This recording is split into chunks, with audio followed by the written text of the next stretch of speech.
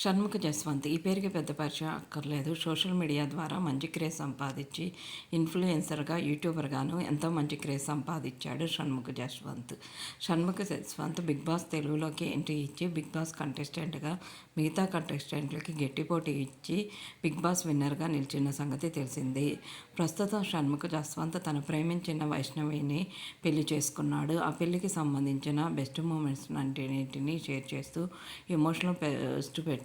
నువ్వు పరిచయం అయిన తర్వాత ఫ్రెండ్గా నా లైఫ్లోకి ఎంట్రీ ఇచ్చి ఇప్పుడు నా భార్యగా నిలిచావు. నువ్వు పరిచయం అయిన ప్రతిరోజు నాకు ఒక బెస్ట్ మూమెంటే. అలాంటి బెస్ట్ మూమెంట్లు ఇచ్చినందుకు చాలా థ్యాంక్స్ వైషు.